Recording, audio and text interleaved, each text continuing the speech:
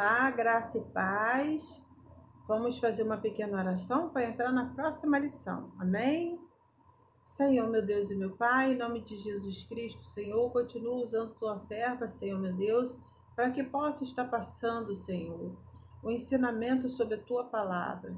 Ilumina, Senhor, dá discernimento e entendimento a todos nós, em nome de Jesus Cristo, para que nós possamos, Senhor, estar complementando o que o Senhor ordenou e de pregar o evangelho a toda criatura. Em nome de Jesus. Amém. Então, nós vamos falar sobre o lar, tá bom? O lar, a casa era sagrada para o judeu, era o seu pequeno reino. Mesmo que fosse pequeno e simples, a santidade no lar era muito fácil de manter, pois todas as vestes eram decentes e as pessoas eram delicadas umas às outras, e a sociedade não era liberal, pelo menos entre judeus. Já os gregos tinham como comum a prática de esportes dentro dos estádios, e as mulheres gregas e romanas eram mais audaciosas. A igreja primitiva nasceu dentro dos lares. As atividades inicialmente eram feitas dentro dos mesmos. Atos, capítulo 2, versículo 46. Paulo, por exemplo, batizou na casa de Estéfanas, em 1 Coríntios, capítulo 1, versículo 16, mandou saudações para a casa de Onesíforo, em 2 Timóteo, capítulo 4, 19. E por aí vai. Os lares foram o início das congregações durante os primeiros séculos e até hoje continuam sendo. Certa vez, Jesus usou a figura do dono da casa em Lucas, capítulo 13, versículo 25, para falar sobre o reino dos céus. Tá bom? Agora vamos falar, vestimenta e vaidade, tá bom? As vestes já nos tempos do Antigo Testamento não eram sem graça, mas bonitas e bem elaboradas. Desde os tempos de Moisés até Jesus, o traje hebreu era a túnica, que melhorou de qualidade e aspecto sensivelmente, pois sempre foram muito bonitos. Havia muitos pigmentos de tecidos. A túnica poderia ser toda pigmentada para receber decorações feitas com fios pigmentados de outras cores, como bordados, ou mesmo já ser feita com os fios pigmentados, formando as decorações que não poderiam retratar homem ou animal algum por causa do perigo da idolatria. Era importante que as vestes fossem confortáveis, pois as pessoas passavam o dia inteiro e dormiam à noite com a mesma túnica.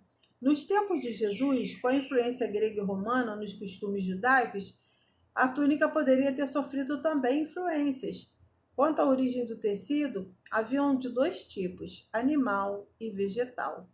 Os de origem animal eram, por exemplo, os feitos com lã de carneiro, ou de pelo de cabras ou camelos, ou de couro de camelo, que era uma peça bastante grande. A seda já existia e era famosa e cobiçada, mas somente poderia ser adquirida por alguém muito rico, pois era caríssima e importada do Extremo Oriente. Os de origem vegetal eram o linho e algodão, mas este último somente chegou à Palestina após o cativeiro babilônico. Portanto, já era abundante nos tempos de Jesus. As tinturas tinham origem animal, vegetal e mineral. Eram extraídas de insetos tal como o carmim, ou de romãs tal como o rosa, o amarelo do açafrão e por aí. Havia uma verdadeira indústria que gerava muito capital no campo de produção da matéria-prima, fios, tecidos, pigmentos, e no serviço de pigmentação, a arqueologia tem encontrado grandes estruturas em todo o mundo antigo. Dorcas, Atos, capítulo 9, 36 a 41, era hábil no ofício de tiar. O tecido mais utilizado era o linho. Tecidos finos e caros. Antecipamo-nos um pouco ao dizer sobre a seda. Mas havia outros tecidos luxuosos e pigmentos raros que davam status à vestimenta. A cor roxa e suas variantes eram muito apreciadas. Em todo mundo, né, conhecido Essa tinta era obtida de um caramujo. O rei Salomão mandou trazer homens de Tiro que soubessem trabalhar com obras de púrpura para a construção do templo. Lídia, moradora de Filipos, uma das primeiras pessoas a se converter ao cristianismo, Atos, capítulo 16, 11 a 15, né? É onde você vai ler sobre isso. Era vendedora de roupas de púrpura e Filipos era uma região conhecida pela produção desse pigmento. Ao lermos a Bíblia, pensávamos que ela era pobre, mas agora sabemos que ela trabalhava com material de luxo. O que, comparado aos nossos dias, ela era a dona daquela boutique chique. Jesus, quando narrou a parábola do rico e de Lázaro, Lucas 16, versículo 19, ressaltou que o rico egoísta usava roupas de púrpura e linho finíssimo. Isso significa que era muito rico, pois se sua roupa era púrpura, então o tecido era caro, pois ninguém usaria um pigmento raro para tingir um tecido comum. Essa veste era exterior, a veste de linho era interior e era semelhantemente muito cara. Tratava-se de um tecido amarelo importado do Egito, chamado de bisso, e era tão delicioso de se vestir que as pessoas o chamavam de tecido feito de ar. Viu que legal? Agora vamos falar sobre a vestimenta comum ou popular, tá bom? As peças de roupas básicas do judeu consistiam em bolsa de dinheiro, chale, calçados e calçados extras, túnica exterior, túnica ou veste interior, cinto, chapéus ou adornos para a cabeça. Isso não significava que ele andava com tudo isso de uma vez.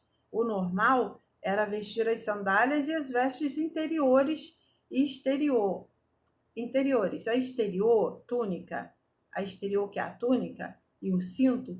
Além disso, somente seus apetrechos de trabalho, por exemplo, se fosse um pastor, teria a funda e o cajado. Tá bom? Vocês entenderam?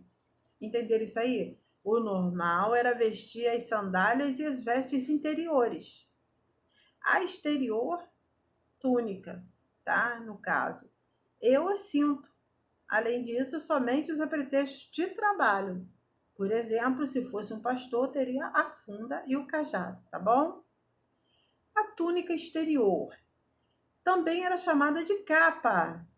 Olha bem, preste atenção nesse detalhe. A capa era um tecido grande, quadrado ou retangular, com uma abertura que seria a gola e era usada também como agasalho para dormir à noite. Aliás, você deve estar pensando por que se cobrir à noite em um lugar tão quente, mas no deserto as noites são muito frias, vocês sabiam? As túnicas, né, eram listradas, tingidas com cores alegres e listradas. O tecido usado para fazê-las poderia ser muito caro ou rústico. As melhores túnicas ou capas eram usadas para se ir ao templo ou às sinagogas. A capa era um motivo de orgulho, pois tinha um grande valor. Assim como hoje em dia mostramos nossa condição financeira pelo nosso automóvel, naqueles tempos a capa é que detonava a condição financeira do seu possuidor, viu?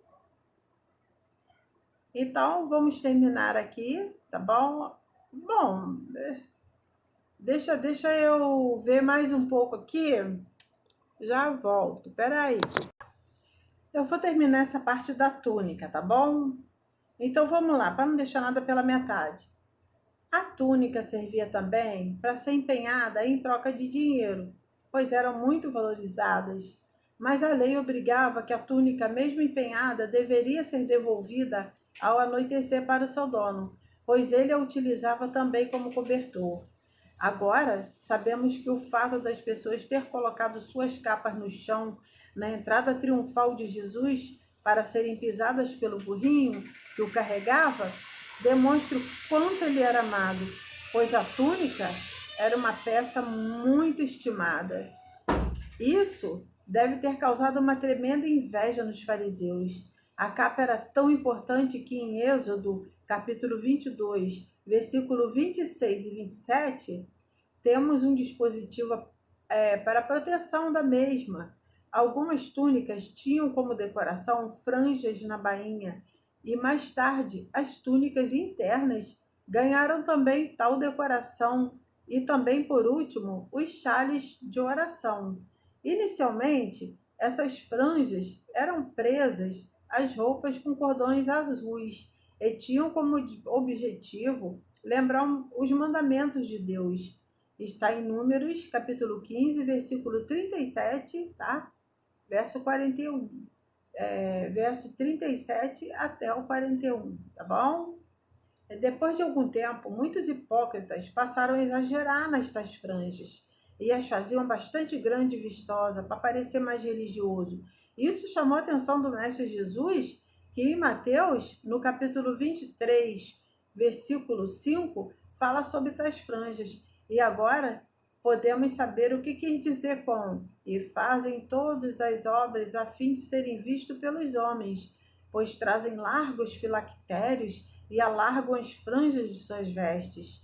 Agora podemos compreender também que quando Jesus disse em Mateus capítulo 5, 40 ou em Lucas capítulo 6, 29, que deveríamos dar a capa a alguém que a queira, isso é semelhante a você dar o seu melhor terno a alguém que o queira.